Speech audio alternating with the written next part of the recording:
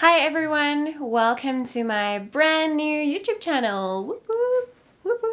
My name is Ida, for those of you who don't know me. It's pronounced Ida. I'm a regular 25-year-old girl. I live with my amazing husband, 2 dogs, and a very cute little ginger cat, and I'm definitely a cat person. Before we start talking about cats, I should probably tell you about why I decided to start this specific YouTube channel. And long story short, because of the fact that I feel women of our age don't really have much of a platform where we can just be real with each other and where we can just tell each other our stories, where we can just share with each other the fears and the issues, the stuff that we go through, especially in the environment that we live in today. So the purpose of this specific video is to tell you guys my story and how I became obsessed with losing weight. So let's dive right into it, shall we?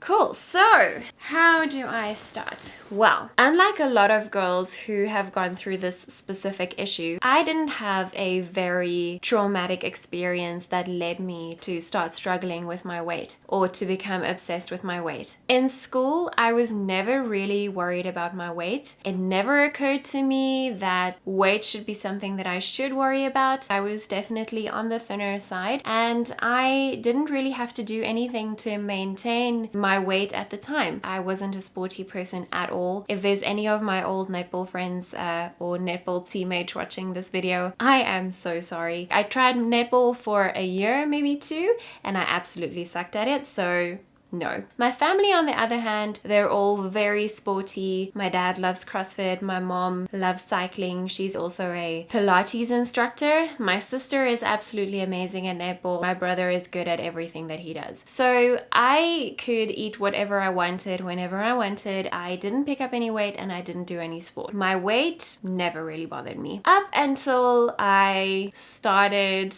in my matric year, well, that's grade 12, when I was 18 years old. The exams were coming up and it was quite important, and I was under a lot of pressure because I'm a very academic person, so I like to study hard. This was a very stressful time for me. During this very stressful time, I didn't eat as much as I was actually supposed to be eating, and I started losing weight. I didn't notice it at first, but a lot of people started commenting on my weight, which is never okay, but that's a topic for another video. They said things like, you are getting too thin. You should start eating more. Your legs are starting to look weird. It wasn't very nice. It didn't really make me feel bad, to be honest, which is weird because it wasn't like compliments that they were giving me, but for some reason I felt flattered that they started becoming concerned about my weight. So because at the time a couple of my friends were really into the weight thing and the dieting and all of that stuff, which I could never really understand, but I felt good that it happened to me naturally. I didn't have to work to lose weight. It just happened. So I lost quite a lot of weight, and people commented on it, and I liked it. So that was when I started noticing weight. I didn't start dieting or anything because I thought it was unnecessary. But yeah, I had this image of myself being thin and I was happy. It was fine. Then I went to university. I was 18 when I went to university. I turned 19 in January that year. Well, January every year, but anyway, I turned 19 when I went to university. Initially, weight wasn't a problem. I was keeping it off. I was doing fine. I was eating a lot and so on, but I was extremely stressed out because I was never able to be alone. I was in a hostel for the first 3 months of university. I really didn't like it. It's not that I didn't like the hostel. The hostel was fine. I had a very cool roommate. We got along really well, but I never really had the chance to be alone. And I'm definitely a very introverted person. It took a lot of energy to just be constantly surrounded by all of these other first year girls, and we had to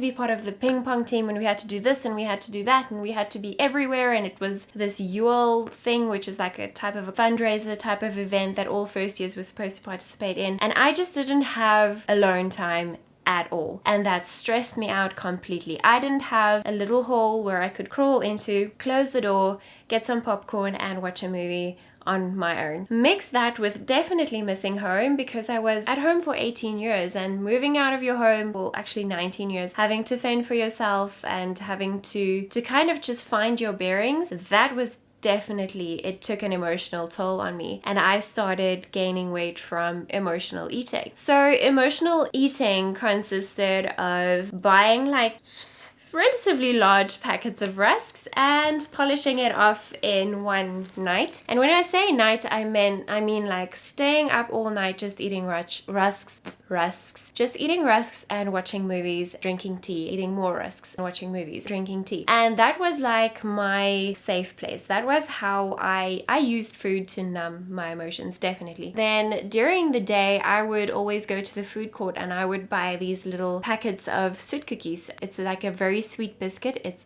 absolutely incredible. I still love Soot cookies, but I would buy packets upon packets upon packets of Soot cookies. I would just eat it all. I would walk and I would just stick my hand into my bag and be eating cookie after cookie, and I would be in class and I would sneak a couple of cookies in class. Another thing that I did regularly was I would have 2 to 3 bowls of very sugary cereal every morning, which included like Rice Krispies or cornflakes or whatever. I guess that was also kind of something that reminded me of home, because every single day before I went to school I would have a bowl of cereal. It just reminded me of home. I would even have 2 to 3 bowls of cereal in the afternoons after we've had lunch as kind of like a dessert. I was definitely eating a lot of sweet things, very refined carbs, foods that aren't really that good for you in the long run. It's not that the weight gain in itself is such a bad thing, but I think the effect that it started having on my mental health is what made it really bad, because I wasn't eating for the pleasure of it anymore. Food wasn't a pleasurable experience to me anymore. It was the only way that I could suppress my emotions. I don't think I ever really dealt with my emotions hands-on,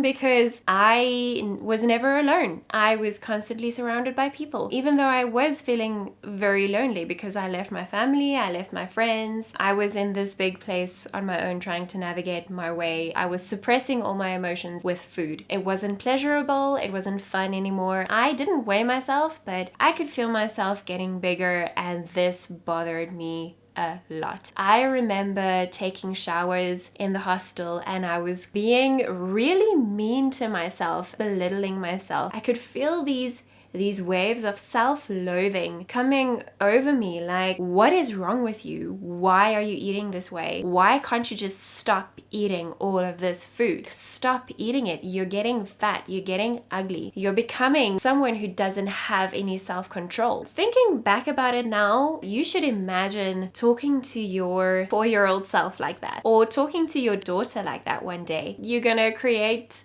this little human being with a very bad self-image. Yeah, that is what I was turning into. I was sort of belittling myself, and the self-loathing was just very bad. So on my first visit home, the first thing I did was I climbed onto the scale for the first time in I think it was 3 or 4 months after I had been to university. The number on the scale shocked me. It was bad to me at the time. Mentally, it was really bad. I wasn't overweight. I wasn't in a unhealthy weight space, but it definitely shocked me. I didn't like what I saw. At the time, in the headspace that I was, I didn't like the number that I saw on that scale. And it confused me because I used to be this person that could eat anything I wanted without gaining weight. So this was a new experience to me. Again, I'm not saying that weight gain is bad. I'm talking about the impact that it had on my mental health, how I started seeing myself and how I started viewing myself. Sorry, I just ran out of space there. I forgot where I was.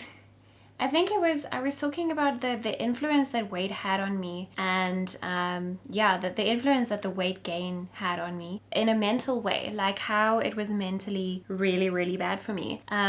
This is Marie, by the way. She is beautiful.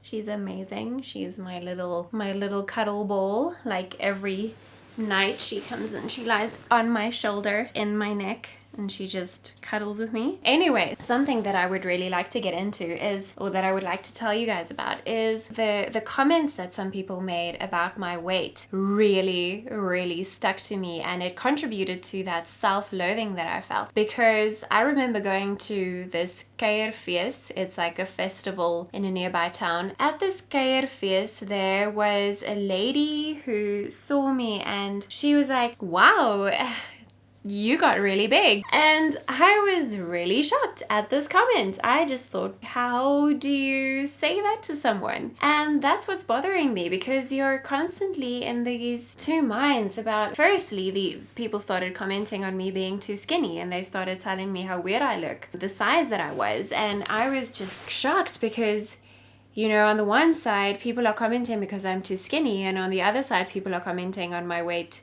in the sense that, according to them, I had gotten really big. You know, I found myself thinking, does your size really contribute to your worth? Why do people become so obsessed with what other people look like, and why is that important? Why is it important to work on your physical side, but you neglect your character, working on the type of person that you are, working to be more kind and compassionate and caring, rather than working on your physical appearance? Why does that matter so much? At the time, it started mattering a lot to me. My physical appearance started becoming an issue for me. I started becoming obsessed with those perfect girls on Instagram. I started becoming obsessed with wanting the before and after photo that I could post on social media. I mean, the first thing I googled when I came back after I climbed onto the scale was what should a 19-year-old 1.67 meter girl weigh? That's such a silly thing to Google, I know, because the number that they give you isn't necessarily every girl's healthy weight, like healthy weight that where you feel comfortable, that you can maintain without putting in like super amounts of effort, sweating for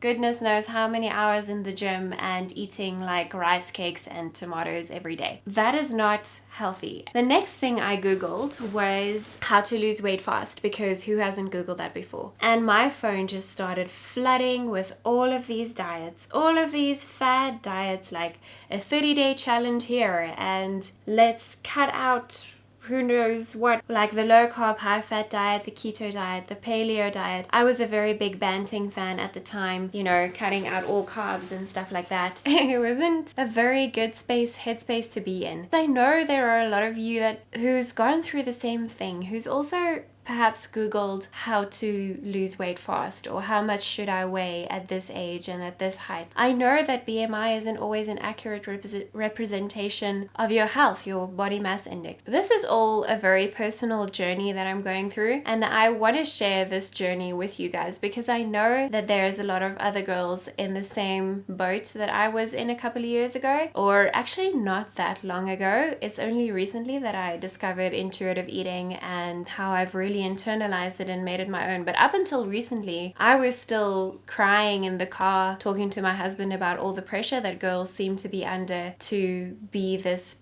perfect person, like this perfect girl who can eat a burger at a restaurant and have a beer with the guys, but still seem to look absolutely amazing with rock hard abs and shining eyes and shiny hair and all of that stuff. And that's what all of us seem to want to be. But when you start realizing that that isn't what life is about, your world's gonna change. It changed for me, and that is what I really want to share with you guys. If you like this video, please subscribe. If you know anyone who you would like to show this video to, I'm going to do a series on these types of videos. I encourage you to share your story. If you would like to, you can comment down below. I don't know what that means. Siri just started talking to me. But yeah, if you would like to share your story, you can comment down below. If you would like to follow me on Instagram, I'm going to link my Instagram down below for you. Fly. I'm going to address a lot of issues that we as women have to deal with in today's society, especially as young Christian women. I hope you enjoyed this video. I really appreciate you taking the time to watch this video. Oh, important. I need to just state that I am not a dietitian, I am not a psychologist, I do not have any credentials in this area. I am just a regular 25-year-old girl struggling with a few things. You can take this and do with it what you want. I'm just talking from personal experience. And if you like it, then that's awesome. Cool. Goodbye.